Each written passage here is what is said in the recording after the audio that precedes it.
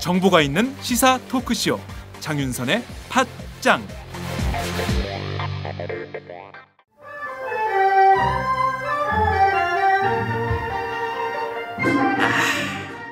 오늘 회식 양꼬치집이래. 아, 양냄새 싫은데. 뒷불이 어디래? 어? 양꼬치집? 양꼬치집은 룸 없을 텐데. 양꼬치집에 대한 모든 편견을 깼다. 풍무 양꼬치. 클래스가 다른 양꼬치집 풍무 양꼬치에서 팟짱 가족들의 단체 방문을 기다립니다. 팟짱 서포터스 1호 풍무 양꼬치. 8인실부터 28인실까지 단체 손님을 위한 룸도 따로 있습니다. 대림역과 구로 디지털 단지 역점 두 곳에 있습니다. 예약 문의 02809-9292, 02809-9292.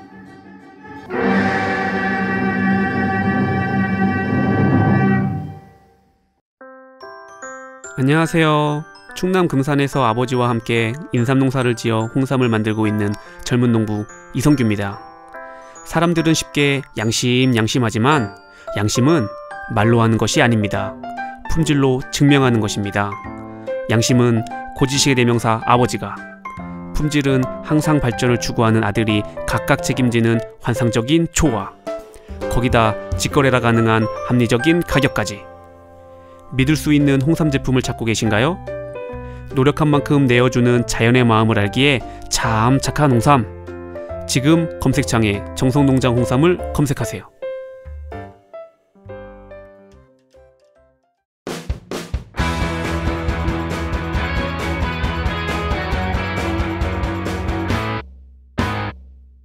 색깔 있는 인터뷰.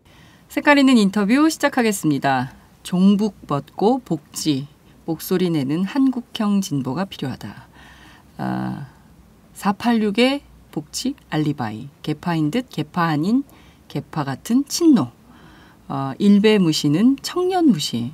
이거 어떤 말일까요? 요새 허핑턴 포스트 코리아에서 화제가 되고 있는 칼럼의 제목들이기도 합니다. 바로 스타 강사 이범 선생님의 글이기도 한데요. 왜 이런 글들을 쓰시게 되셨을까요? 오늘은 민주정책연구원 이범 부원장님을 모시고 자세한 말씀 들어보도록 하겠습니다. 어서 오세요. 예, 안녕하십니까. 예. 네. 오랜만에 뵙겠습니다. 저희가 수능 때 모시고 지금 그랬었죠. 모시는 예. 것 같습니다. 예. 추울 때 모시고 더울 때 모시는 계절의 변화가 느껴지는 자리인데요. 요새 허핑턴 포스트 코리아에 글을 쓰세요. 예. 오마이에 왜 안 쓰십니까? 글쎄 말입니다. 제가 옛날에 오마이에 몇 편 쓴 적도 있었는데 네. 제가 작년에 허핑턴 포스트에 글을 2개 올린 적이 있습니다. 근데 이제 올해는 원래 제가 책을 쓰려고 했는데요. 네. 제가 2006년, 2009년, 2012년에 단독 저서는 그렇게 3년 주기로 내서 네. 올해도 이제 쓰고 싶은 내용이 있어서 그걸 쓰려다가 네. 문득 생각해 보니 저도 책보다는 늘 핸드폰을 들고 있더라는 겁니다. 맞아요, 네. 맞아요. 사람들의 이제 독서 그 습관 자체가 굉장히 모바일 중심으로 바뀐 상황이라서 어쨌든 뭐 나중에 묶어서 책을 낼지 모르겠지만 일단 글은 이제 모바일 형태로 이제 발표를 하자라고 생각을 해서 허핑턴 포스트에 글을 쓰게 된 거죠. 그렇군요. 저는 복지 486의 알리바이. 이게 뭔가 굉장히 의미심장한 느낌을 그렇죠. 담고 있는 제목이어가지고 저도 이렇게 꼼꼼히 들여다봤는데요. 나홀로 사상운동이라는 부제를 걸고 타이틀을 걸고 지금 칼럼을 4번째 쓰셨어요. 앞으로 또 어떤 내용이 쓰여질지 굉장히 궁금한데 우선 이 시점 2015년 7월 이 한가운데에 나홀로 사상운동이 필요하다고 생각하신 이유는 어디에 있습니까? 저는 사실 이 문제의식은 굉장히 오래된 건데요. 2000년대 초반에 네. 2002년 대선에 이제 노무현 대통령이 당선되고 2004년 총선에 이제 범진보가 이제 과반을 차지하게 되고 네. 민주노동당이 이제 열석 얻고 맞아요. 예. 이때 저는 지금부터 내리막길이라고 생각했습니다. 정말요? 예. 왜냐하면 저는 그 진보의 어떤 총론이라는 게 없다라고 봤거든요. 총론이 없다는 건 굉장히 중요한 문제입니다. 옛날에는 뭐 사회구성체 논쟁이니 뭐니 해서 이제 그런 맞아요. 것들이 좀 사고체. 있었고 했는데 예. 그게 이제 90년대 지나면서 굉장히 약화된 거죠. 총론이 있어야 어떤 수준으로든 총론이 구성되어 있어야 우선순위를 정할 수 있거든요. 네. 뭐 이게 제일 중요한 거고 이게 그 다음에 중요한 거고 뭐 그게 세 번째로 중요한 거고 네. 또 이게 이제 정치적으로는 더 중요한 의미를 가지죠. 어차피 정치적으로 이 동원할 수 있는 실행 능력은 제한이 돼 있지 않습니까? 네. 그럼 그걸 어디에 이제 우선적으로 투여할 것이냐 이런 걸 정할 수 있는 총론이 있어야 되는데 제가 보기에는 우리나라 범진보가 총론도 약하고 네. 그리고 현실 변화를 따라가는 능력도 취약하고 네. 그래서 그때가 피크라고 봤습니다. 네. 그때가 피크고 그 다음부터는 내리막밖에 남지 않았다고 생각해서 거의 똑같이 됐어요. 예 그때부터 이제 여러 가지 개인적으로는 이제 여러 가지 이제 일들을 좀 했죠. 그때쯤에 이제 제가 이제 학원계를 이제 그만뒀고 새로운 사회를 위한 연구원이 이제 출범을 합니다. 새사연. 예, 새사연이 출범을 하는데 출범하자마자 이제 재정위기를 겪어요. 그래서 제가 돈을 왕창 갖다 줍니다. 아 정말요? 예. 예. 학원에서 번 돈을 새사연에 퍼붓다. 사람들이 깜짝 놀랄 정도의 돈을 이제 얼마나 넣으셨습니까? 갑자기 궁금해진다. 정확하게는 이제 4억인데 4억. 2억은 그냥 주는 거 2억은 회수하기로 돼 있었는데 네. 회수가 안 됩니다. 네. 기대한 효과는 그리 나타나진 않더라고요. 물론 이제 재정적으로 안정화가 되고 네. 이 회사에는 이제 그 회원들의 이제 후원 구조가 나름대로 확립이 되면서 네. 그 이후에 이제 꽤 나름대로 역할을 합니다만 네. 이게 어떻게 보면 이 세대적 한계라고 저는 생각되는 게 이게 인천연합에서 만든 겁니다. 예. 맞아요. 네. 여러분 인천연합 아십니까? 인천연합 모르시는 분들도 계세요. 젊은 분들은. 흔히 이제 운동권에서 이제 NL 네. 민족해방계라고 얘기하는 중에서 네. 주체 사상을 받아들이지 않은 네. 그런 쪽에 이제 한 유파라고 이제 볼 수 네. 있는 거죠. 비주사 NL이라고 할 수 있죠. 예, 예. 운동권 영어 나온다. 네. 그러니까 이게 결국은 동창회인 겁니다. 동창회. 예. 맞아요. 예. 이거는 이제 뭐 어떤 천재적인 뭐 개인이나 집단이 나와서 계속 노력을 하면 혹시 극복이 가능할지 모르겠지만 사실 이제 이게 어떤 집단적인 486의 세대적 경험과 연관이 되는 것이어서 네. 그 한계를 깨지 못하더라고요. 물론 저는 인천연합과 조직적으로 아무 연관이 없는 사람입니다. 네. 예. 인천연합 일부가 지금 그 정의당에도 들어가 있죠. 네, 물론 이제 그런 식으로 이제 또 흩어져 네. 계시죠. 예. 그 뒤에는 이제 제가 이제 홍기빈이라는 스타를 이제 발굴해서 홍기빈. 네. 홍기빈 선생은 사실 이제 저보다 한 학번 위고 네. 제가 대학원 다닐 때도 약간 이제 안면이 있던 사이인데 네. 2000년대 초반부터 이제 그분이 유학을 마치고 돌아오기 전부터 한국에 올 때마다 이제 제가 만나가지고 한국 사회에 총론이 없다. 네. 근데 이제 앞으로는 우리가 이제 IMF 외환위기를 겪고 나서 보면 글로벌한 수준에서의 총론이 개발되지 않으면 좀 네. 곤란하겠다. 네. 근데 이제 홍기빈 선생이 이제 바로 그런 문제의식과 전문 영역을 가지고 있는 사람이었죠. 네. 그러니까 저는 이제 이분이 에이스가 될 가능성이 있다고 봤습니다. 그래서 이제 글로벌 정치경제연구소를 만들죠. 네. 글로벌 정치경제연구소는 2007년부터 이제 준비를 시작해서 2010년에 설립합니다. 네. 그리고 제가 이사장입니다. 지금도 이사장이세요? 예, 계속 돈을 주고 있는 단계죠. 주로 돈만 넣고 회수가 안 돼. 근데 홍기빈 선생은 굉장히 중요한 업적을 남기죠. 네. 칼 폴라니를 이제 우리 폴라니. 한국사에 이제 예.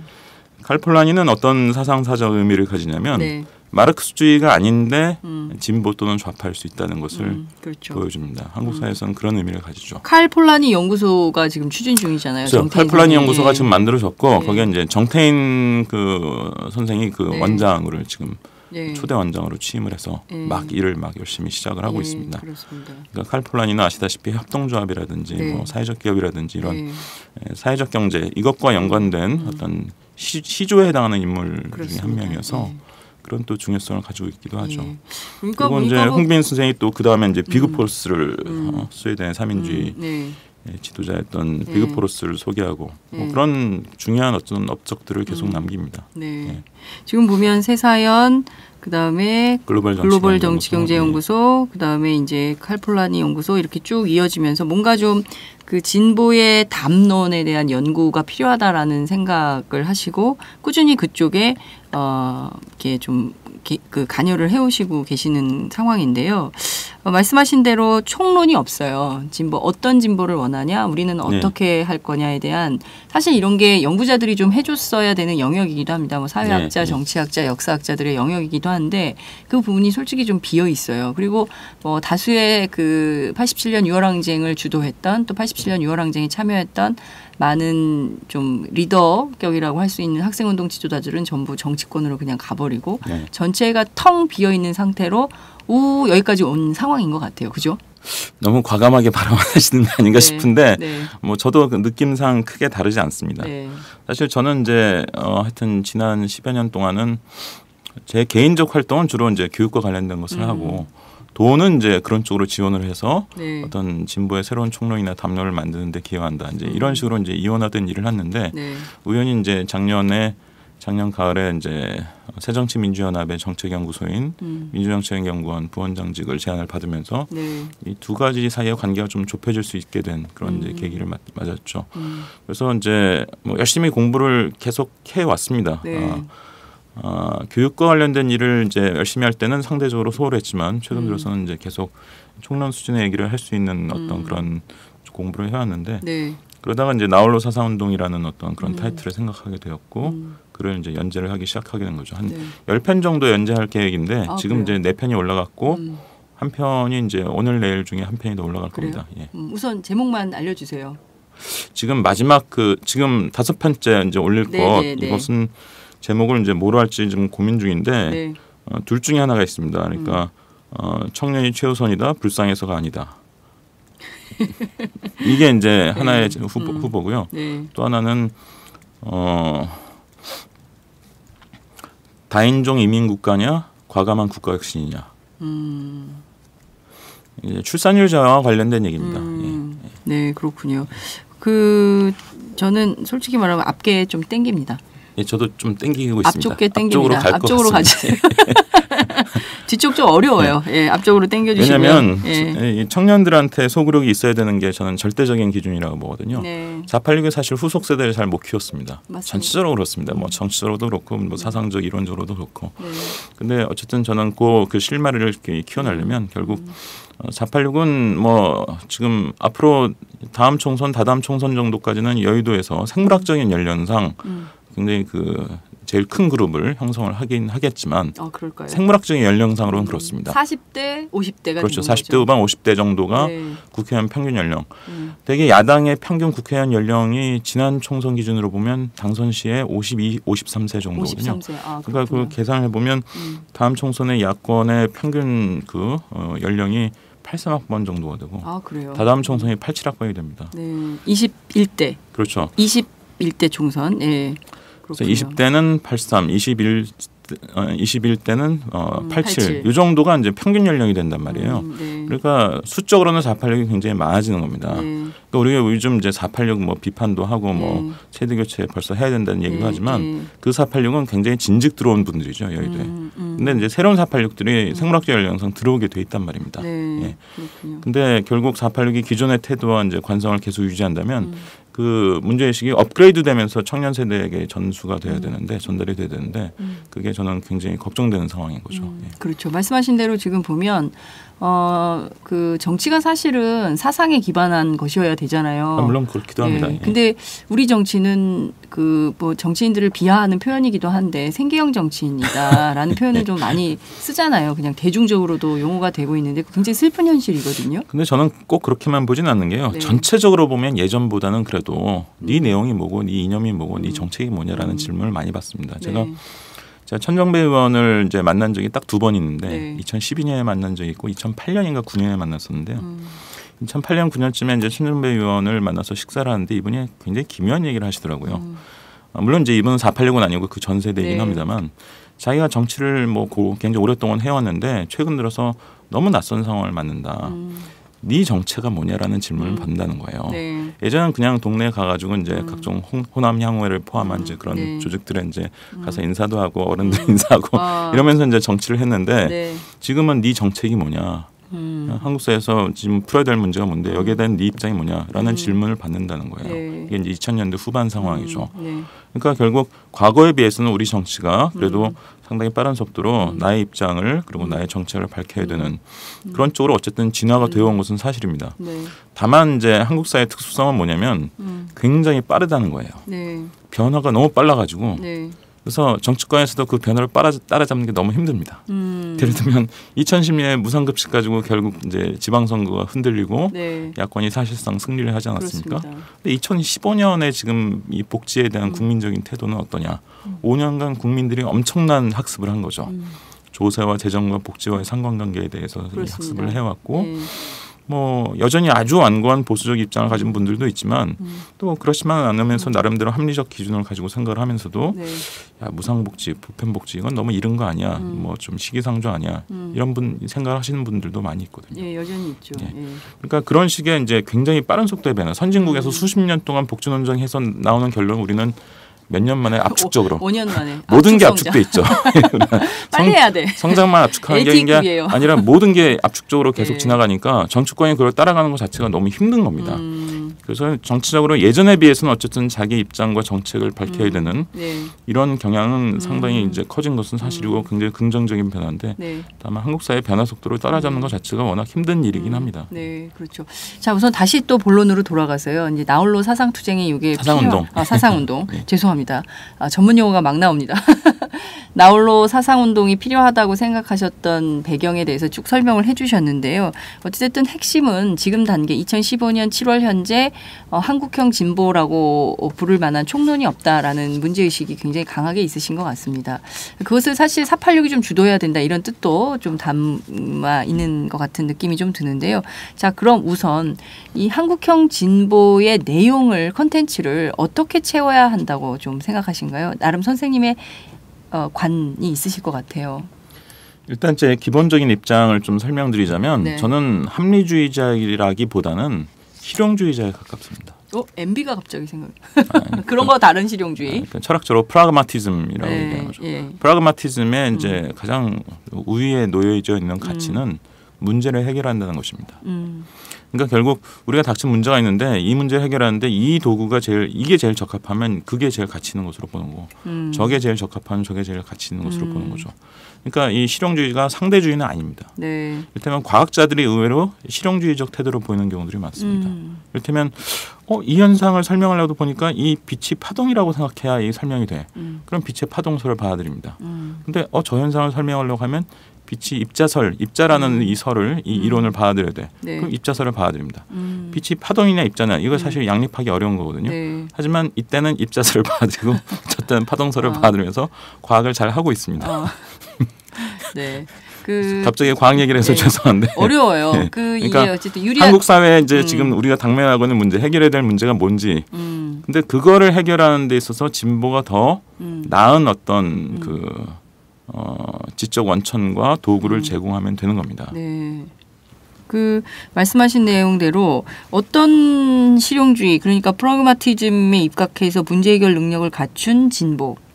예컨대 모든 현안에 대해서 그렇게 해야 된다고 보시는 겁니까? 아니면 예컨대 큰 게 있잖아요. 뭐 예. 복지를 어떻게 할 거냐. 한국 사회에서 제일 중요한 문제는 세 가지죠. 네. 한국 사회에서 가장 심각한 문제가 뭐라고 생각하십니까? 우리가 해결해야 될 문제는 일단은 전쟁 가능성이 있습니다.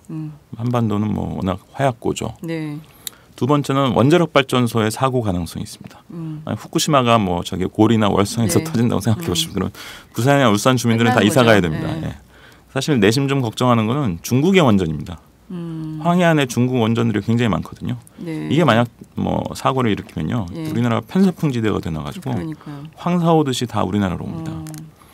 그래서 이제 일단 사건 사고라고 말할 수 있는 거는 전쟁 가능성과 그리고 네. 이제 원전 대형 사고 가능성 이게 이제 문제이고 네. 사회 현상으로서 제일 저는 문제가 되는 것은 출산율이라고 봅니다. 우리나라 출산율이 세계 꼴찌고 네. 모든 경제학자들이요 이 추세가 계속되면 경제가 유지가 안 된다 그럽니다. 네.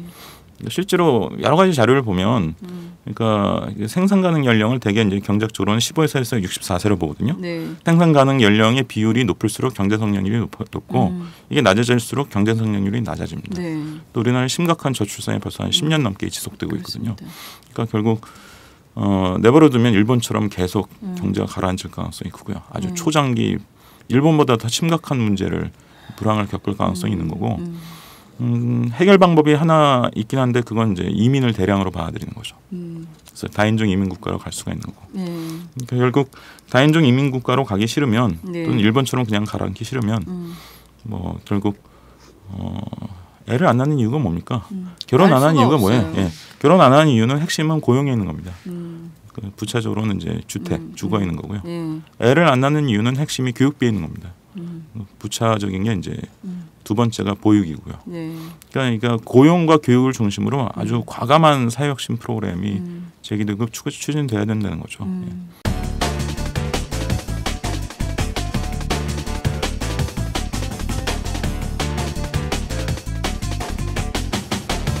장윤선의 팟짱. 말씀하신 대로 지금 현상을 그대로 꿰뚫고 보시는 것 같아요. 그러니까 교육비의 문제, 보육의 문제, 주택의 문제, 고용의 문제, 출산율 이 다 사실은 연관돼 있는 그렇죠. 한국적 현실이거든요. 그런 이제 현실의 결과로 출산율이 사람들이 애를 안 낳는 1.2명이 어느 정도 출산율이냐면 전문가들은 대개 보통 나라에서는 전쟁이 터졌을 때 나는 출산율이랍니다. 전쟁에도 애는 1.2명은 그렇죠. 난다. 그 정도 전쟁 중에도 애를 낳잖아요. 네. 그 정도 나온다는 거예요. 한국 사회는 지금 전쟁을 하고 있는 상황인 거죠. 10년 넘게.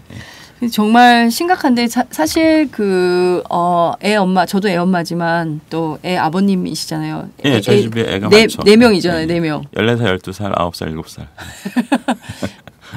부자신가 봐. 할 수가 없어요. 케어가 안 되고요. 일하면서 애하고 차라리 이렇게 뭐 수학을 포기하듯이 수포자가 있듯이 결포자들이 굉장히 많지 않습니까? 그러니까 그 한국 사회가 내재하고 있는 굉장히 수많은 안보 문제, 뭐 원전 문제, 환경 문제, 뭐 사회 여러 가지 뭐 사회 경제적 문제 굉장히 많은데 이거에 대한 어떤 해답 그리고 문제 해결 능력을 어느 집단은 좀 가지고 있어야 되거든요. 근데 그 능력을 갖고 있다고 신뢰할 만한 국민들이 신뢰할 만한 정치 집단이 없는 것에 대한 답답증이나 그 무기력감이 있는 거예요. 그것이 결국 여론조사 지형에서 보면 무당파층으로 나타나는 것 같아요. 여전히 30% 정도가 그렇죠. 아무도 우리는 믿지 않고 아무도 우리는 지지하지 않는다라는 세력이 존재하는 걸로 보이거든요. 이거를 어떻게 하면 바꿀 수 있을까요? 그렇죠. 그 30%가 이제 그 하여튼 어디선가 나타나줄 그 흑기사를 이제 기대하고 있는 거죠. 한때는 이제 안철수 씨가 그런 역할을 하지 않을까 기대하기도 했다가 뭐 이제 또 다른 뭔가 나타나면 이제 누군가를 또 기대하겠죠. 근데 저는 이제 그런 식으로 어떤 개인이 짠하고 나타나서 이게 해결되는 것은 아니라고 봅니다. 맞습니다. 그럴 가능성은 별로 없고요. 결국 기층에서 우리가 이제 하나하나 생각을 좀 바꿔갈 필요가 있는데 제가 이제 허핑턴 포스트에 올린 글 중에 이제 복지 486의 알리바이라는 이제 그래서 자세하게 얘기를 하고 있는데요. 결국은 이제 이를테면 486의 사상을 가만히 들여다보면 이게 이제 기존 범진보 전체 사상일 수도 있습니다. 단지 486만이 아니라 일단 80년대 가지고 있었던 어떤 혁명적인 어떤 그런 부분은 다 빼죠. 그러니까 체제 변혁적 요소는 다 뺍니다. 그리고 이제 현실에 적응을 하는 거죠. 그러니까 사상을 업그레이드 시켰다라기보다는 사상 일부를 빼내고 나서 현실에 적응을 합니다. 그래서 체제 변혁적 요소는 빠지지만 여전히 이제 예를 들면 노조에 친화적이고 뭐 이렇게 미국의 대북 정책 이런 걸 굉장히 중시하고 한반도 평화 정책이 제일 최우선 과제다 이제 이런 식으로 생각하고 뭐 등등등 그 시장에 대해서 상당히 적대적이고 뭐 이런 이제 관습들이 계속 남아 있는 거죠. 근데 이제 이런 식으로는 새로운 게 나오기 저는 어렵다라고 보거든요. 특히 저는 사실 이제 이 486 세대 끝자락 뭐 88학번 69년생인데 저는 그때 당시 학생운동의 주류였던 레닌주의와 주체 사상을 모두 받아들이지 않은 드문 케이스입니다. 그러시네요. 그래서 저는 사상적 위기를 경험해 본 적이 없어요. 그래서 좀 냉정하게 보는 편입니다. 그런 것들에 대해서. 이를테면 그 하태경 의원이 이제 뭐 북한 인권운동으로 가다가 결국은 새누리당으로 가잖아요. 저는 옛날에 그럴 가능성이 있다라고 봤습니다. 하태경 의원이요? 저한테 주체사상 책 막 읽으라고 권해주던 선배인데. 하태경이? 근데 그는 같은 자연대. 그래요? 같은 서울대 자연대. 서클 선배예요? 거기에 이제 동아리에서 만난 선배. 그렇군요. 서클 선배구나. 그러면 그 선배는 지금 새누리당 가 계시고 그 후배는 지금 책을 권했던 선배는 새누리당 가 있고 그 책을 읽으라고 권유를 받았던 후배는 새정치민주연합에 있는 이런 상황이네요. 그렇죠. 당시 저는 NL이든 PD는 다 깨질 거라고 봤습니다. 이를테면 주체 사상은 이건 국가 가부장제 아닙니까? 네. 국가 가부장주의를 아버지의 용인한다는 건 말도 안 되는 거죠. 그러니까요. 이건 상식적으로 도저히 받을 수 없는 사상이었던 겁니다. 레닌주의는 아무리 저도 공부를 많이 해봤습니다. 근데 아무리 봐도 민주주의론이 없습니다. 민주주의. 프롤레타리아 독재론이 있고 예. 그것의 동전의 양면처럼 이것도 민주주의다라고 이제 우겨서 주장하는 부분이 있긴 한데 예. 우리에게 익숙한 이제 이 서구의 근대적 민주주의하고 이 양립하기 굉장히 어려운 사상이죠. 네. 그러니까 이것도 답이 되기 어렵다라고 본 거죠. 네. 특히 저한테 충격을 줬던 거는 이제 당시 PD의 굉장히 유명한 이론가였던 분이 전설적인 이론가였던 분하고 90년대 초에 제가 만나가지고 그런 얘기를 한 적이 있습니다. 누구 말씀하시는 거예요? 전설적인 사실은 이제 이진경 씨인데. 아 이진경 쌤이요? 예. 제가 물어봤죠. 당신들의 주장에 따르면은 독점이 강화되면 종속이 심화된다 그러던데 이미 삼성의 D램 반도체는 종속은커녕 뭐 세계 최고의 기술력을 이미 이제 갖추기 시작했고 92년에 이제 현대자동차가 최초로 독자 설계 엔진을 개발합니다. 알파 엔진이라는 걸 개발해요. 저는 원래 배경이 이공계이기 때문에 네. 그런 것들을 이제 빨리빨리 이제 보는 편이거든요. 네. 그럼 그 독점이 강화될수록 종속이 심화돼서 그래서 이 변혁의 기운이 흘러 넘치게 된다는 당신의 이론은 틀린 거 아니냐. 그랬더니 이분이 하는 말씀이 뭐였냐면 마르크스주의는 그런 실증적 증거에 의해서 반박되는 것이 아니라는 겁니다. 무슨 말입니까? 엄청난 충격이었습니다. 왜냐하면 그분들이 이해할 수가 마르크스주의가 과학적이기 때문에 올바른 것이다라는 주장을 수도 없이 했던 분들이거든요. 근데 마르크스주의는 어떤 실증적인 것에 의해서 반박되는 게 아니라는 그럼 거예요. 뭘 어떻게 그러면 그 과학이 아닌 거죠, 사실. 제 대학원 전공이 과학사 과학철학입니다. 그러니까 네. 아무리 생각해도 물론 이제 흔히 생각하는 무슨 뭐 아주 순진한 실증주의 이런 거는 물론 과학자들도 취하지 않죠. 하지만 실증의 무게라는 게 있는 겁니다. 실증적 근거가 쌓이고 계속 쌓이면 그 이론이 지탱하기 어려운 거거든요, 사실. 근데 그런 얘기를 하는 걸 보고 더 이상 희망이 없구나. 끝났다. 사상적으로는 이 그룹들한테 뭐 NL이든 PD든 더 나올 게 80년대 그룹들한테 기대할 게 없다라는 이제 생각을 하기 시작하죠. 그렇군요. 저도 지금 깜짝 놀랐는데요. 이진경 선생님이 그런 말씀하셨다는 것 자체가 아마 이 방송을 듣고 계신 청취자들께서도 이렇게 놀랐을. 아니 이분을 제가 수도 비난하기 있고요. 위한 건 아닙니다. 이분이 나중에 네. 좀 사람들한테는 생뚱맞지만 이제 괴대의 정리 뭐 이런 거를 통해서 어떤 이론적인 난점을 극복하려는 시도를 합니다. 네. 저는 사상적으로 철학적으로 그건 의미가 있는 시도라고 봐요. 네. 그리고 저도 좀 추상적이고 먹물 섞인 공부를 꽤 해본 사람이기 때문에 네. 그것이 가진 나름의 가치에 대해서 인정을 합니다. 네. 그럼에도 불구하고 하여튼 저로서는 80년대 주류 사상이 앞으로 이제 남길 유산이 없다라는 것을 아주 초장부터 깨닫게 한 사건 중에 하나였죠. 그렇군요.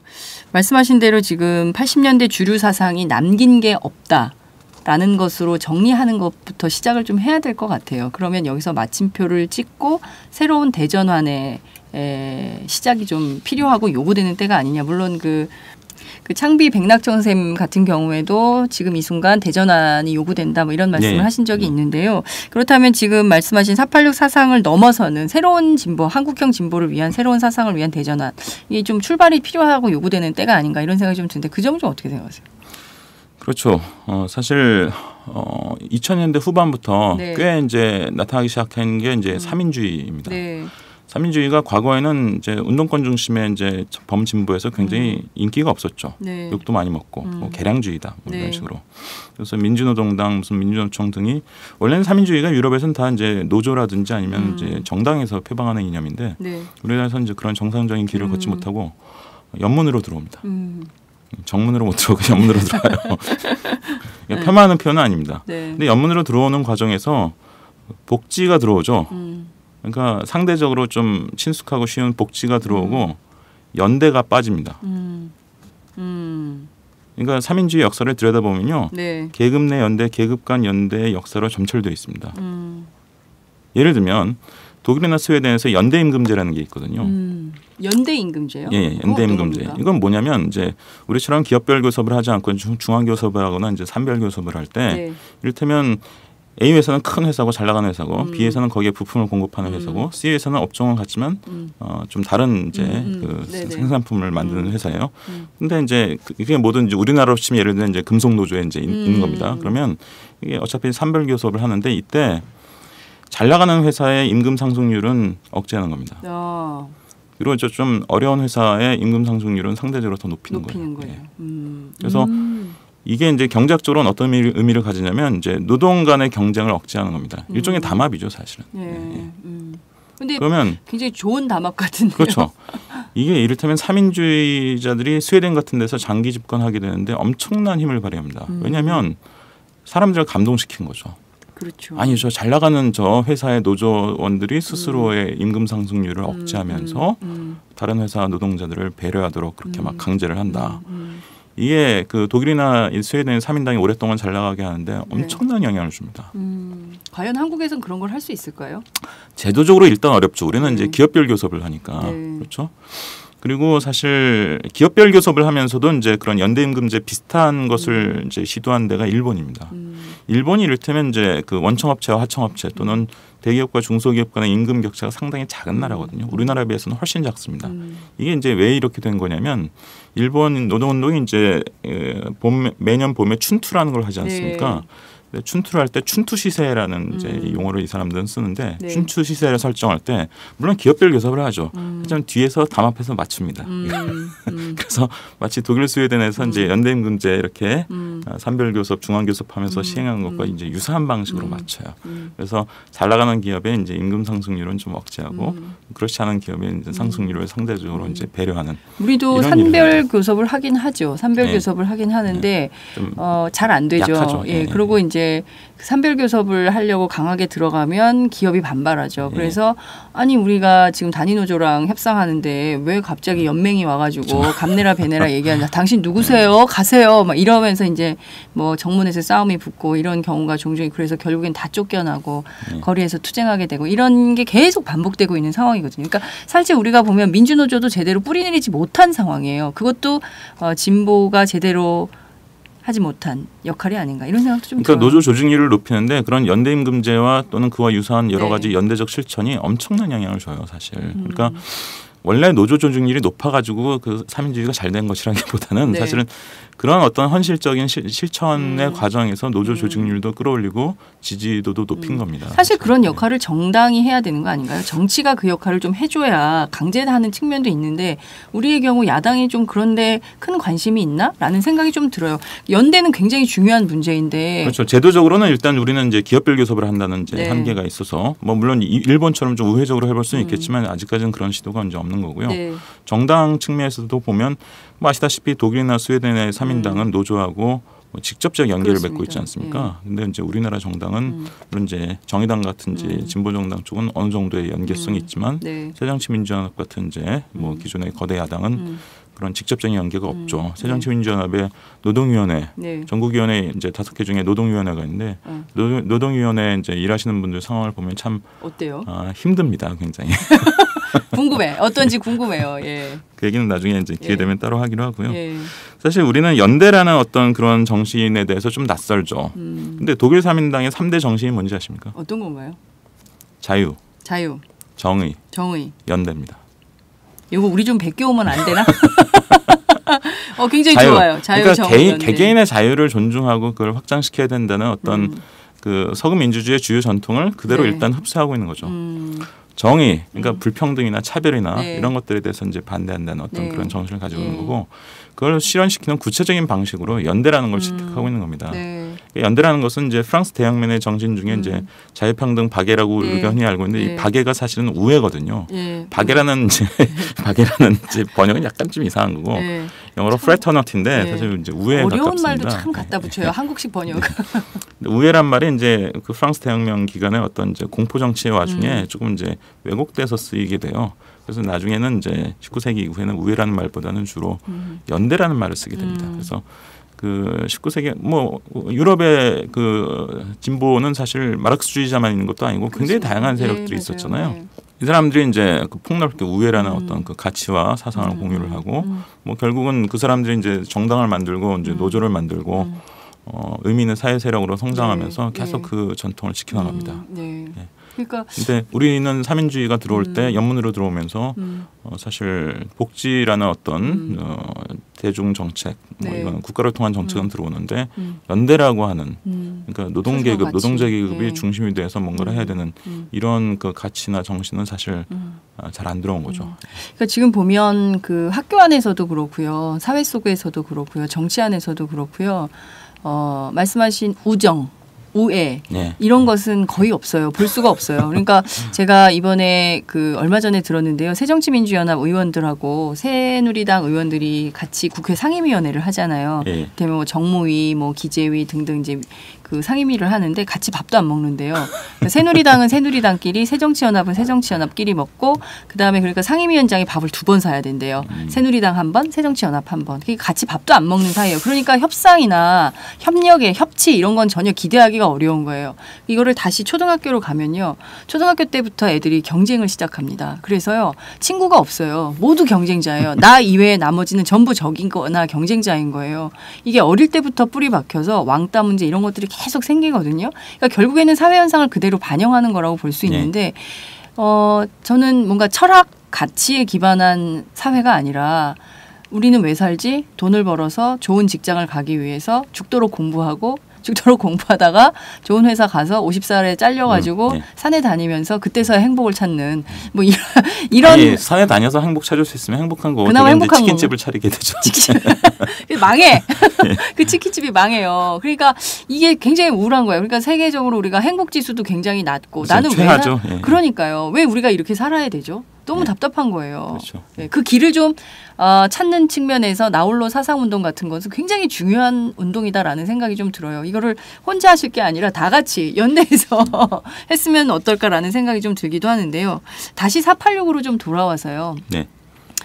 87년 6월 항쟁을 저도 기억을 합니다. 저는 언니랑 버스를 타고 가는데 갑자기 시청에서 버스를 세워가지고 막 내리라고 그러고 너무 무서웠어요. 네. 어릴 때 그런 기억이 나는데 그 세대가 겪은 특수한 상황이 있습니다. 그렇죠. 한국 민주주의에 대한 열망이 있고 사실 그 중에 리더분들이 국회로 가면 정치가 굉장히 많이 바뀔 거라고 기대를 한 분들이 많습니다. 저희 특히 팟짱을 즐겨 들으시는 애청자들 가운데 그런 분들이 굉장히 많으시거든요. 네. 정치에 대한 변화, 사회에 대한 개혁, 그리고 우리 국가가 어디로 갈 것인가에 대한 비전, 또 다른 측면에 상당한 애국심이 있는 분들이거든요. 이분들이 좀 뭔가 새로운 현상을 보고 싶은데 정말 답답한 거예요. 그래서 제 생각에는 선생님도 그 일환으로 민주정책연구원 부원장까지 하시게 된 게 아닌가라는 생각도 좀 들어요. 처음에 들어갈 때는 약간 소박한 생각으로 이제 네. 진보 교육의 차기 의제가 조금 잘 안 보여가지고 진보 교육의 차기 의제를 좀 교육감 동네가 아니라 조금 여의도에서 한번 좀 만들어볼 수도 있겠다는 생각이 들어서 이제 요청에 응한 건데 네. 뭐 그 작업은 그 작업대로 하고 있고 하반기부터 조금씩 그 성과가 드러나기 시작할 겁니다. 근데 네. 이제 원래 이제 아까도 말씀드렸지만 2000년대 초반 이후에 이제 네, 꾸준히 쭉. 가지고 있었던 그 문제의식 이런 것들도 이제 더 발전시킬 기회가 되었던 거죠. 그러면서 어쨌든 지금 여의도에 들어가 보면 상상 이상이더군요. 그래요? 어때요? 무엇을 생각하던 상상 이상의 것이 벌어집니다. 궁금해. 어떤 겁니까? 아니, 제가 몸담고 있는 조직을 또 욕하게 되는 것 같아서 네. 구체적인 말씀을 드리지는 않겠는데 하여튼 네. 원거리에서 볼 때보다는 훨씬 자세하게 보이기 때문에 그렇겠죠. 그 안에 예. 들어가서 보면 하여튼 좀 한숨 나오는 일이 한두 가지가 아닌데 예. 그럼에도 불구하고 저는 아까도 말씀드린 것처럼 솔직히 결국 말해서 엉망 아니에요? 새로 여의도에 진입할 분들 네. 그리고 새로운 세대에게 저는 결국 희망을 걸어야 된다고 보는 것이고 그 세대 그 새로 들어올 개인과 세대들에게 어떤 의미 있는 얘기를 전달할 것이냐. 사실 제 얘기는 제가 네. 글을 쓰고 하는 것은 네. 지금 있는 사람 바뀌라는 의도라기보다는 네. 물론 그 중에도 일부 이제 문제의식을 좀 가지고 있는 분들이 있어요. 네. 그분들이 저한테 그 글 굉장히 잘 읽었다. 뭐 국회의원 뭐 이런 분들 중에서 이제 그런 연락도 오고 하는데 네. 사실 전체적으로 거시적으로 보면 사실 지금 있는 분들이 지금 여의도에 있고 이제 오랫동안 해온 분들이 네. 뭐 갑자기 바뀌기를 기대한다기보다는 새로 여의도에 진입할 분들 필연적으로 새로 많이 진입할 거거든요. 네. 또 새로운 세대들 특히 이제 30대 이하 네. 이 세대들에게 뭔가 의미 있는 메시지를 전달하고 싶은 게 더 큰 거죠 사실. 네. 그리고 니들이 가진 문제의식이 이를테면 잘못된 게 아니다. 486이 너희들을 폄하하더라도 꿋꿋하게 나가고 네. 근데 거기에다가 그것도 또 나름대로 아직은 수준이 좀 이렇게 충분하지 않은 상황이거든요. 예. 그걸 이런 방향으로 좀 업그레이드하는 게 어떻겠느냐라는 예. 얘기를 하고 싶은 거죠. 예. 예. 저는 그 앞서 선생님께서 지적해 주신 대로 486이 후배들을 키우지 않았다. 후배 세대가 없잖아요. 비어 있습니다.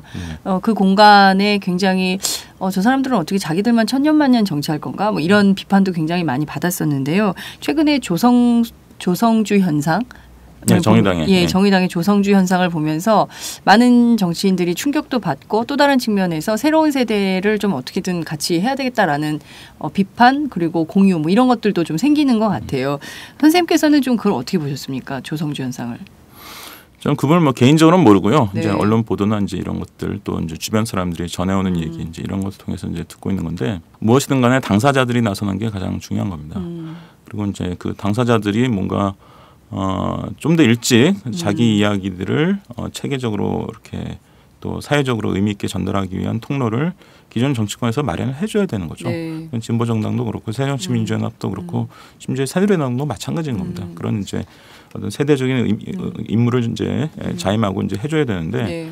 이를테면 제가 이제 나홀로 사상운동에 이제 글 중에서 첫 번째 썼던 두 번째 썼던 글이 이제 그런 얘기가 들어있는데 새정치민주연합의 청년위원회가 몇 살까지로 되어 있는지 아십니까? 제가 알아요. 예. 그 45살이요. 그렇죠. 예. 만 45세. 만 45세. 그래서 청년 비례대표를 40살로 할 거냐, 45살로 할 거냐가 논쟁이더만요. 예. 저는 이걸 이제 만 39세 이하로 낮춰야 된다. 그 사회적으로 생각하는 청년의 의미와 네. 정치권에서 생각하는 청년의 의미가 사실 같아야 되는 거지. 정치권만 이걸 45세로 해놓고. 네. 그래서 올해 초에 이제 제가 만으로 이제 46살인데 올해 초에 이제 청년위원장 선거를 막 하더라고요. 네. 새로 바뀐 규정에 의해서. 원래 42세였는데 45세로 올린 거거든요. 네. 근데 가만히 생각해보니까 저도 출마 자격이 있는 거예요. 예. 청년위원장에. 출마하시죠. 예. 그런 생각은 없었지만 내가 청년이라고 스스로 생각한다면 너무 웃긴 얘기잖아요. 40살 아저씨가 만 45세, 46세 아저씨가 예. 청년이라며 막 배 46으로 넘어갈 참에 있는 아저씨가 예.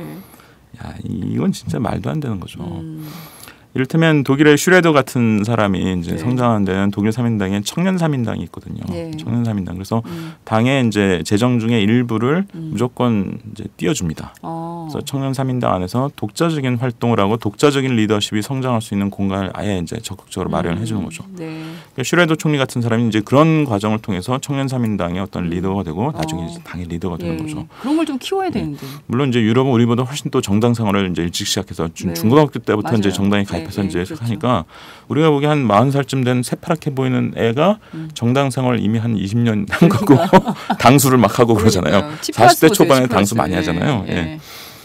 그래서 우리 정치 문화 물론 다르긴 합니다. 다르긴 함에도 불구하고 기존 정치권에서 청년위원회를 막 45세로 만들어놓고 하는 거는 진짜 코미디야. 코미디죠. 예. 네. 그러니까 국민들이 잘 몰라서 그렇지 사실 보면 비웃을 거거든요.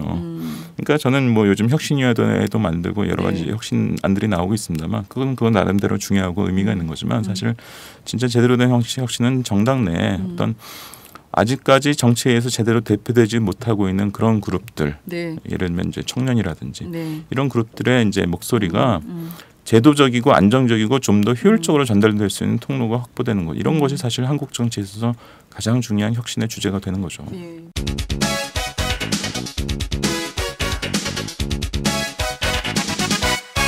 장윤선의 팟짱. 말씀하신 대로 정말 그것은 저는 그런 생각도 했어요.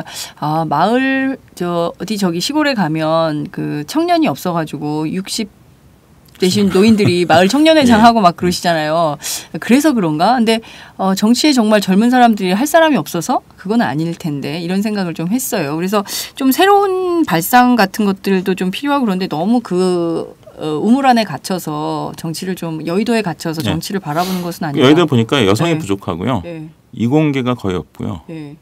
그리고 청년은 거의 씨가 마를 지경인데 그래서 이제 청년 세대에 대한 무지와 오해가 심각한 수준이에요. 뭐 제가 나홀로 사상운동의 그 3편인가에도 썼습니다만 사실 일변상 이런 것들을 우리가 이제 그냥 욕하고 그냥 끝내기 쉬운데 사실 가만히 들여다보면 지금 20대가 북한에 대한 입장이 가장 적대적이에요. 네.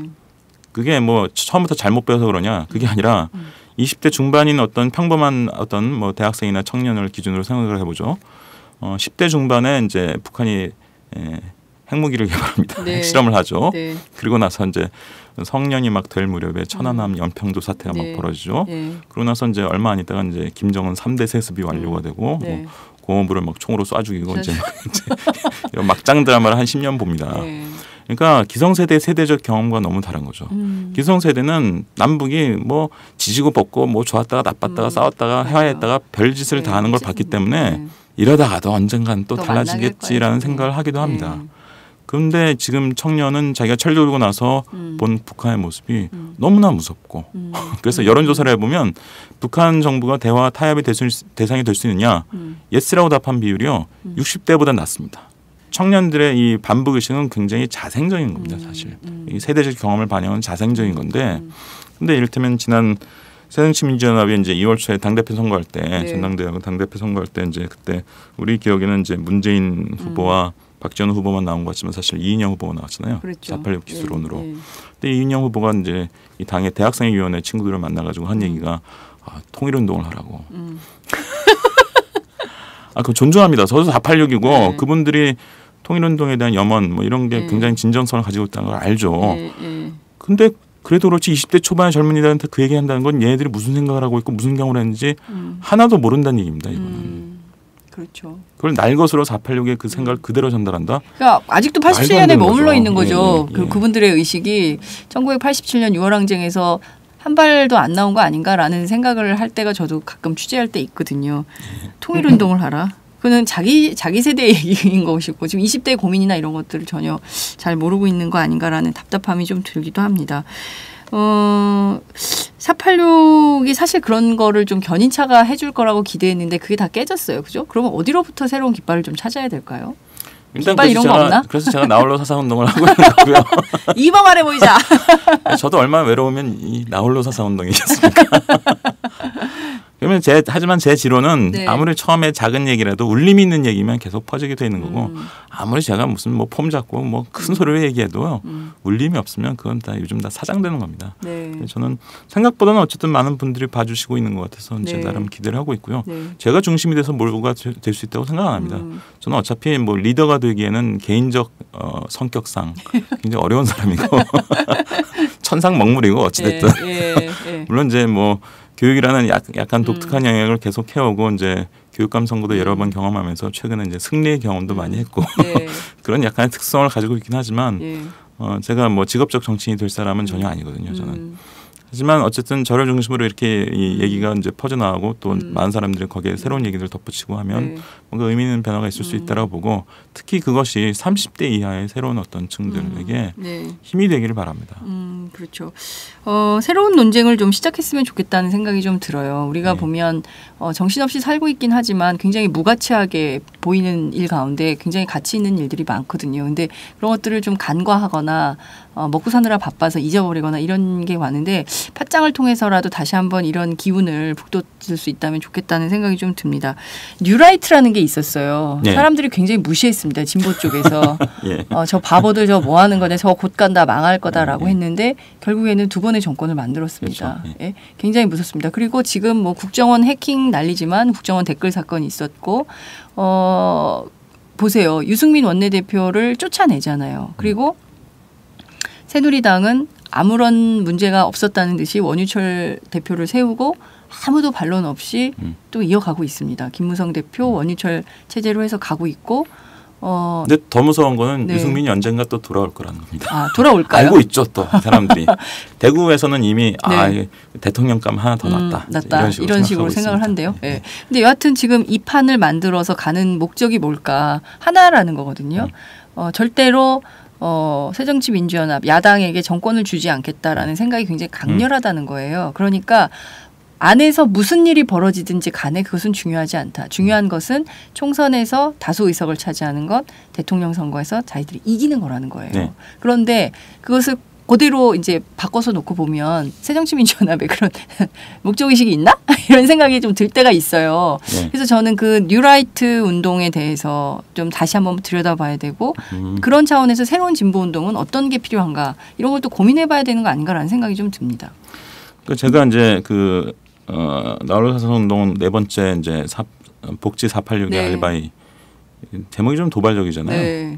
그러니까 이 486을 포함한 이제 이 새정치민주연합에 그 안에서도 내가 더 진보야라고 스스로 자임하고 있는 분들이 자기가 옳다는 확신이 너무 강합니다. 근데 제가 보기엔 그게 별거 아니거든요. 네. 그 얘기를 사실 하고 싶은 면이 있었던 거죠. 그 복지가 다다익선이다. 그거는 자기들 생각인 겁니다. 일반적인 평범한 대중들은 그렇게 생각 안 합니다. 물론 복지가 좋은 거죠. 저도 그렇게 생각하지만 우선순위가 있어야 됩니다. 어차피 재정이 한정돼 있기 때문에 다 할 수 없습니다. 그러면 네. 어떤 가치 기준과 우선순위를 가지고 어디에 우선적으로 재정을 투입할 것이냐. 네. 이런 나름의 이제 생각과 작전과 그 토론이 있어야 전략. 되는데 네. 이런 게 전혀 없는 거죠. 예. 이런 것들이 사실 이제 이 새정치민주연합 내 어떤 권력 다툼을 굉장히 공허하게 만듭니다. 권력 다툼은 뭐 필연적인 거고 의미 있는 겁니다. 네. 또 해야 되는 거죠. 그렇죠. 근데 그 결과가 공허합니다. 왜? 내가 더 진보적이야, 내가 더 올바라라고 해서 그걸 믿고 상대를 공격해서 자기가 권력을 잡고 패권을 잡는데, 근데 사실은 그 내용이 별로 없거든요. 도낀 개낀. 그렇죠. 예. 그래서 이 권력투쟁이라는 것이 뭐 저는 필연적이고 권력투쟁을 나쁘게 보는 사람이 절대로 아님에도 불구하고 현재 벌어지는 권력투쟁은 공허하다라고 보는 겁니다. 유라이트 얘기를 이제 해보면 네. 유라이트 별거 아니야. 그 걔네들 다 거짓말장이고 뭐 헛개비야라고 생각하는 경향이 있는데 사실 보수 입장에서 보면 유라이트가 엄청난 힘을 발휘한 겁니다. 그러니까 물론 유라이트를 대표하는 인물들은 별로 성공적이진 못했죠. 네. 뭐 정치권에도 18대 국회 때 좀 들어왔다가 결국 뭐 나가고. 대부분 빠져나가고 네. 그럼에도 불구하고 유라이트 사상의 영향력은 막강했던 겁니다. 왜냐하면 그 과거의 보수는 도덕적 정당성을 주장하기 어려웠습니다. 니들 친일파잖아. 맞아. 니들 독재했잖아. 그럼 깨갱하고 꼬리를 내려야 되거든요. 네. 근데 뉴라이트는 이걸 체계적으로 뒤집어 엎습니다. 맞아요. 가치전도라고 하죠. 맞아요. 가치 체계를 뒤집어 엎어서 뭐 친일이야 뭐 독재야라는 주장에 대해서 반공, 경제 이 두 가지를 이용해서 가치를 전도합니다. 자, 우리는 어떤 공산주의 위협으로부터 우리나라를 지켰다. 그리고 그게 얼마나 중요한 거냐. 역사가 우리가 올바랐다는 것을 입증하지 않느냐. 그리고 결국은 우리가 먹고 살 만큼 되고 경제가 이만큼 발전했으니까 우리가 민주주의도 얘기하게 되고 이런 거지. 그 기반 없이 민주주의가 과연 가능했냐. 뭐 이렇게 뭐 다른 나라들 봐라. 뭐 지금 나름 민주주의 한다고 하면서도 뭐 경제도 힘들고 그래서 결국 실질적으로 민주주의를 지탱해줄 중산층이 제대로 발달하지 못하고 그런 나라들 수탁에 있지 않느냐. 뭐 이런 식의 주장을 하는 거죠. 그래서 경제와 반공을 중심으로 가치 체계를 전도합니다. 네. 그래서 이 결과 보수는 이전에는 가지지 못했던 도덕적 정당성, 도덕적 자신감을 가지게 됩니다. 네. 이전에는 자기가 올바른 일을 하고 있다는 어떤 자신감이 상대적으로 적었어요. 네. 근데 지금은 창피했거든요. 친일했고 독재했으니까. 근데 지금은 떳떳한 겁니다. 네, 자신 있는 너무 겁니다. 떳떳해요. 예. 자신의 과거를 그런 식으로 다 정당화하고 자신의 현재 모습도 다 정당화하고 있는 거죠. 또 경제라는 굉장히 중요한 키를 가지고 있기 때문에 이게 우리나라의 미래의 모습이고 자기들이 그걸 리드하는 리더 역할을 하는 거다라고 이제 대중에게 자신 있게 얘기합니다.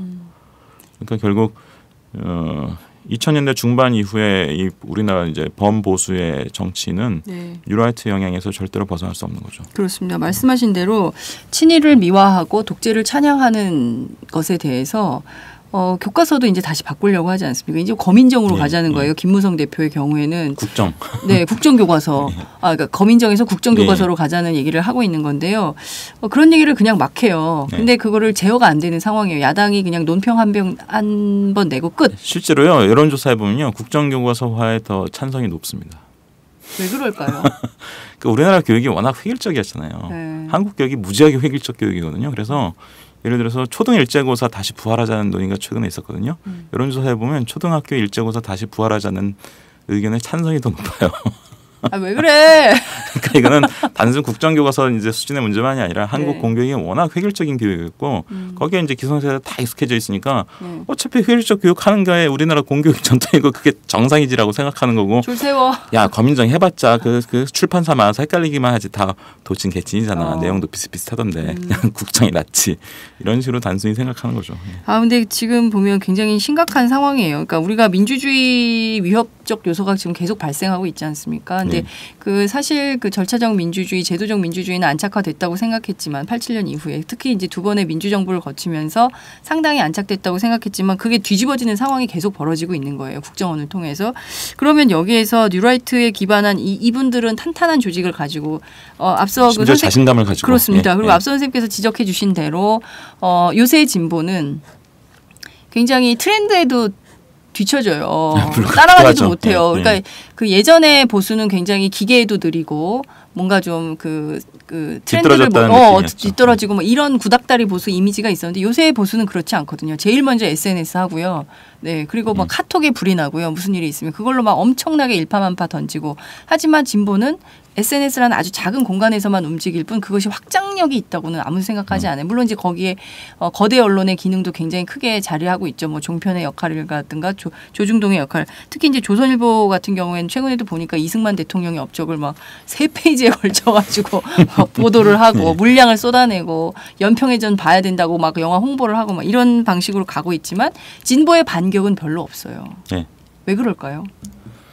그러니까 진보가 자기의 정당성을 주장할 수 있는 것은 크게 두 가지가 있습니다. 일단 이념, 사상 또는 자기가 지키고자 하는 가치. 네.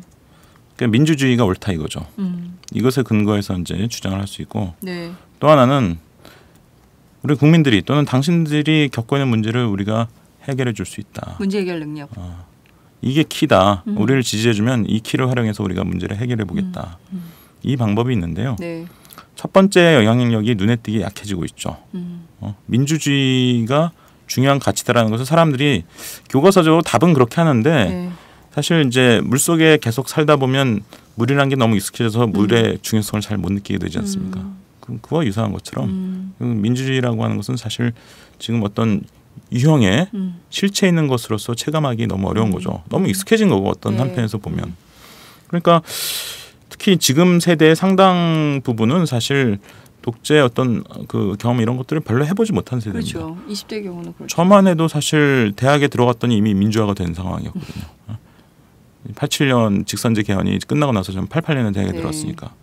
그러니까 이미 이제 심지어 기성세대로 볼 수 있는 세대 중에도 상당수는 그 민주주의를 그냥 당연한 것으로서 처음부터 이제 그 생각하게 됐고 그 속에서 익숙해져 온 사람들이기 때문에 과거의 상황이 얼마나 공포스러운지 이런 것들에 대해서 별로 생각을 못하는 그런 부분이 있는 거고요. 또 하나는 뭐냐면 먹고 사는 문제, 그러니까 사람들이 일상적으로 부딪히는 문제, 먹고 사는 문제만이 아니지만 어쨌든 네. 그런 여러 가지 문제들에 대해서 사실 범진보가 너무 감수성이 떨어져 있습니다. 이를테면 아까도 제가 말씀드렸지만 여의도에 가보니까 여성이 별로 없어요. 김무선 씨가 작년에 네. 아파트 관리비 문제 난방 건드려가지고 열사. 난방열사가 되지 않았습니까? 왜 여의도에는 아무 울림이 없을까요? 왜 없어요, 진짜. 저는 그게 진짜 제가 보다 신기했어요. 못해가지고 올해 초에 이제 네. 뭐였지 나는 정치다라는 이제 그런 예, 프로그램을 프로그램 반짝 하셨잖아요. 운영했었는데 예. 거기서 이제 두 가지 정책 경연을 했죠. 하나가 JYJ법. 네. 사실 JYJ법이라는 이름과 개념을 제가 만들었습니다. 그리고 이제 또 하나가 이제 김부선법이었죠. 예, 예, 아파트 관리비법. 예, 예. 심지어 이런 것까지 제가 해본 이유가 뭐냐면 전당대회에서 크게 시연도 하고 예, 예, 그랬던 예. 것 같아요. 정책 배출. 실제로 이제 JYJ법은 지금 입법 발의가 돼 있습니다.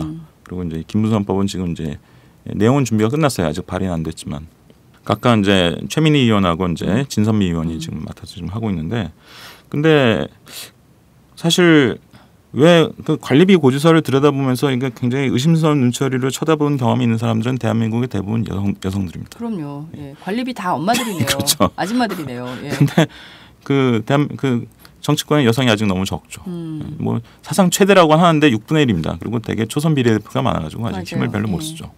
그러니까 그런 것들이 여의도에서 공감을 형성하기 어려운 겁니다. 또 예를 들어서 제가 JYJ법 얘기도 좀 전에 했는데 제가 JYJ가 5년 이상 지금 공중파출연을 못 하고 있습니다. 이거 좀 심각한 문제 아니냐. 젊은 층에서는 이런 데 관심이 많다. 그랬더니 많은 의원들이 JYJ가 뭐냐. 실제로 그렇게 반응을 합니다. 그게 뭐 하는 거야? 이렇게. 그러니까 세대적 간격이 너무 큰 거죠. 아, 걱정이다 정말. 그러니까 저는 어떤 면에서는 이론이 낚는 것은 열심히 공부하면 좀 극복할 수 있습니다. 근데 정서가 낚는 거는요. 감성이 낚는 거는 방법이 없어요. 별로 네. 방법이 별로 없어요. 네. 예. 아, 진짜. 그러니까 아까도 얘기했지만 여의도에 여성이 부족하고 이공계가 희박하고 이공계 지금 이건 여야 마찬가지인데 예. 생각나는 게 안철수 의원 정도 생각나고 그러니까요. 없잖아요. 예, 이번에 해킹 없었으면 그분도 존재가 없었을 것 같아요. 그래서 저는 안철수 의원이 참 여의도에서 진짜 기가 막히게 독특한 네. 그 캐릭터고 예. 진짜 꼭 필요한 분이라고 보는데 네. 지금 하나밖에 없는 겁니다. 이를테면 이공계가 지금. 선생님 계시잖아요. 2명. 저도 대학원부터는 또 딴 걸 전공해가지고 딴걸 약간 네. 좀 헷갈려요. 정통 이공계라고 보기 좀 어려운데요. 예. 그리고 이제 예를 들어서 청년이 진짜 씨가 마를 지경이다. 자, 그래서 제가 JYJ법 얘기를 했습니다만 네. 이를테면 지금 먹고 사는 문제, 고용의 문제, 뭐 결혼하기 너무 힘든 문제. 이를테면 남자들이 너무 자신감이 없죠. 왜? 아직도 우리나라 전통상 집은 남자 몫이거든요. 근데 집값이 너무 뛰었거든요. 네. 할 수가 혼수 없어요. 비용은 상대적으로 많이 안 올랐습니다. 혼수는 주로 공산품이기 때문에 공산품 가격은 상대적으로 덜 뛰었단 말이에요. 네. 근데 주택 가격은 특히 서울 수도권은 어마어마하게 뛰었거든요. 전국 평균으로 보면 결혼할 때 드는 비용이 2010년, 12년 조사에 의하면은 신랑이 8천만 원, 신부가 3천만 원, 네. 8대 3입니다. 네. 근데 이게 서울 수도권으로 가면요. 비율이 8대 3이 아니라 10대 3, 12대 3이 될 수 있습니다. 그러니까요. 빚에 허덕이는 후배들이 많아요.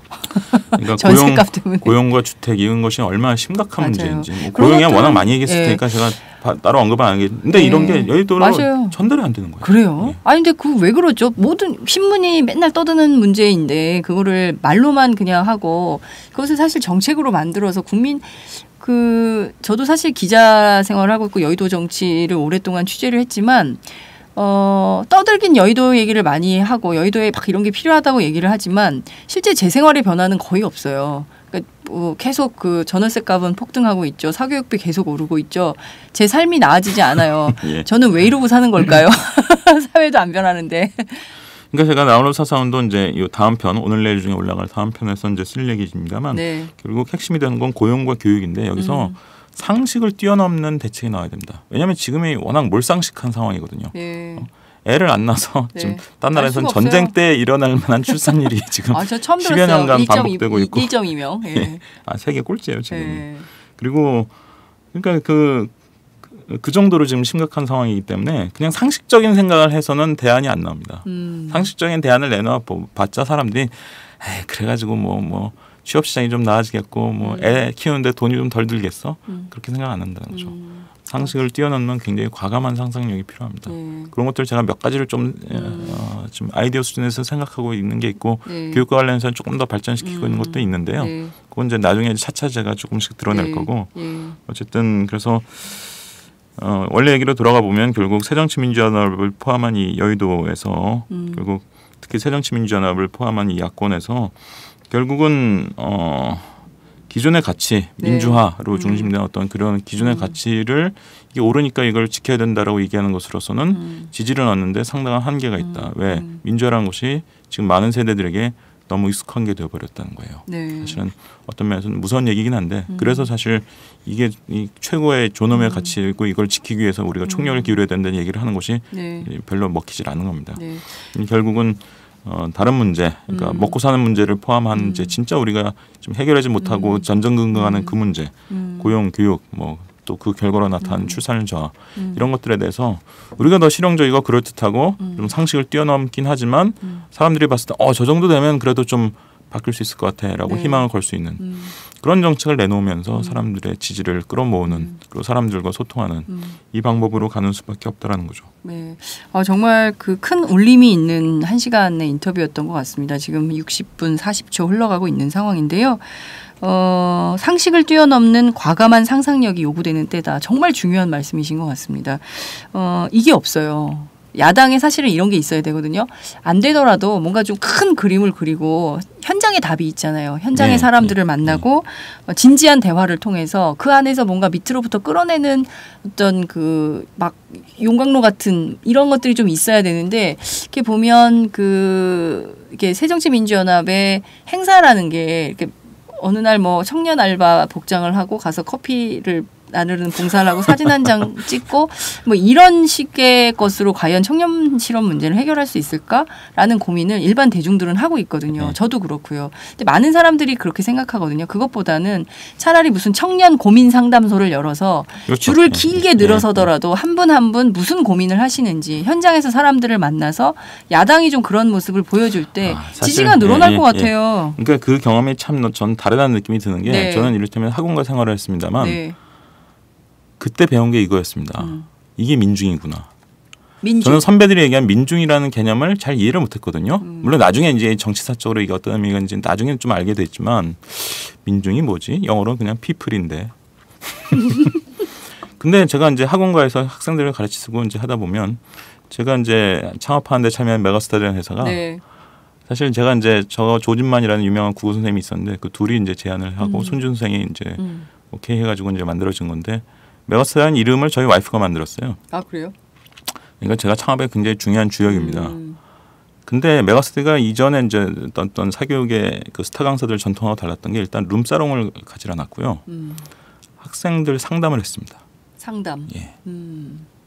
그래서 저는요 동성애자하고도 상담해봤고요. 예를 들면 트랜스젠더하고도 상담해봤고. 아 학생 중에? 그럼요. 고등학생이요? 예. 자기 고민을 얘기할 데가 없는 거예요. 근데 제가 뭐 학업에 대해서 주로 상담을 하지만 뭐 네. 얘기하다 보면 뭐 가족 문제 그렇죠. 뭐 집안 다 별별 게 다 나오거든요. 네. 뭐 지금도 해요. 지금도 봉사활동 삼아 해요. 제가 이제 교육 컨설턴트가 아니라 네. 돈 받는 건 아니고 한 1, 2주에 한 명 정도씩 합니다.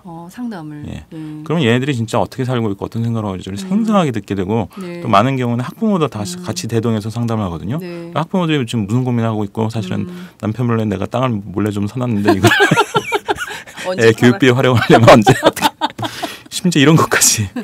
야. 그러니까 제가 이게 민중이구나. 그러네요. 그리고 이제 듣는 게 습관이 되는 거죠. 그러니까 제가 여의도에 와서 굉장히 낯설었던 게 사람들이 만나는 사람들이 주로 감투 쓰는 사람들 뿐이지 진짜 감투 없는 그러니까 옛날 운동권용어로 이제 생대중, 생매스라는 표현을 썼습니다. 아 오늘 전문 용어 많이 나와요. 예. 이 사람들을 도대체 얼마나 만나보나. 그러니까 제가 이를테면 교육에 대해서도 꾸준히 계속 문제의식을 가지고 그러니까 제가 사실은 이제 교육운동 아닌 교육운동을 계속하게 된 것도 네. 열받아서 그런 거거든요. 야, 열받았어. 대한민국 교육이 애들을 진짜 가지가지 방법으로 망가뜨리는구나. 공부 잘하는 애들은 이런 방식으로 망가뜨리고 못하는 애들은 저런 방식으로 망가뜨리고 진짜 다양한 방식으로 망가뜨리는데 네. 그래서 열받다 보니까 이제 어떻게 하다 보니 여기까지 교육 관련해서 이제 여기까지 온 거거든요. 근데 사람들이 이제 그런 소스는 결국 소통을 통해서 이루어지는 거예요. 예. 근데 뭐 대부분 정치인들이 주로 감투 쓰는 사람하고만 소통을 하다 보니 이게 아까 말씀드린 것처럼 구성상으로도 여성이 모자라고 이공계가 희박하고 청년이 씨가 마를 상황에서 거기다가 자기 본인들 개개인들의 활동은 주로 감투 쓴 사람들과 어떤 단위에든 어쨌든 그렇죠. 감투 쓴 네, 맞아요. 사람들하고만 주로 접촉을 하다 보니까 전체적인 감수성이 굉장히 떨어져 있는 겁니다. 네.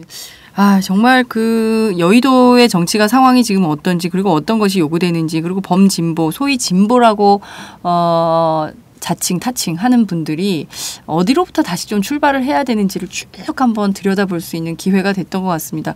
아 선생님 오늘 그 65분 원래 저희가 한 50분 정도 하는데요. 40분 원래 기준인데 얘기를 하다 보니까 할 말이 많아가지고 길어졌어요. 그래서 오늘은 여기에서 줄이지만 저희가 조만간 또 한번 잡아서 나홀로 사상운동 아니라 함께 할 수 있는 사상운동을 좀 진영을 넓혀가지고 한번 해볼 수 있는 기회를 마련하도록 하겠습니다. 선생님 끝으로 한 말씀 부탁드릴게요.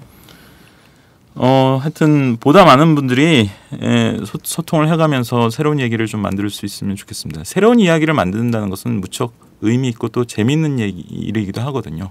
근데 이런 의미도 있고 재미도 있는 새로운 이야기를 만들어가는 과정이 한국의 범진보에 너무 오랫동안 좀 없었던 것 같습니다. 뭐 제가 작은 씨앗이긴 하지만 이런 걸 통해서 이제 이게 일파만파 퍼져서 많은 사람들이 이런 어떤 움직임에 동참을 할 수 있으면 좋겠습니다. 예. 네. 이범 선생님 외롭게 하지 맙시다. 다 같이 함께하는 사상운동 한번 해보면 좋겠다는 생각이 좀 들고요. 오늘 말씀 정말 잘 들었습니다. 감사합니다. 예, 고맙습니다. 예.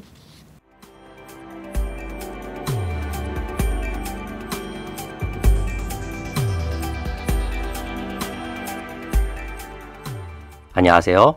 오마이뉴스 시민기자 최병석입니다. 저는 최근 대한민국 쓰레기 시멘트의 비밀이란 책을 출간했는데요. 오마이뉴스 10만인 리포트의 연재한 기사를 다듬어 책을 펴냈습니다. 우리가 살고 있는 아파트가 발암물질 가득한 쓰레기 시멘트로 만들어졌다는 내용이지요. 요즘 급증하는 아토피 피부염 등이 쓰레기 시멘트와 전혀 무관할까요? 여러분이 이 책을 한번 읽으시고 판단해 보시기 바랍니다. 시민의 건강이 쓰레기 취급당하는 어처구니 없는 현실을 이 책에 고발했습니다. 그런데 이 책은 오마이뉴스가 없었으면 세상에 나올 수 없었습니다. 시멘트 재벌 입김에 휘둘리지 않고 이런 글을 받아줄 수 있는 우리나라 언론은 그리 많지 않기 때문입니다.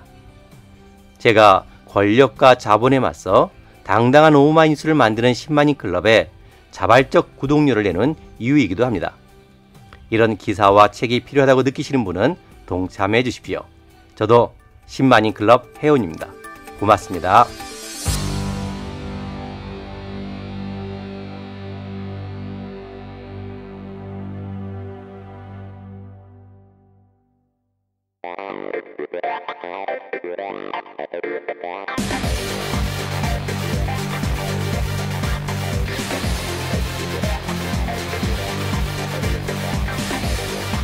정보가 있는 시사 토크쇼 장윤선의 팟짱.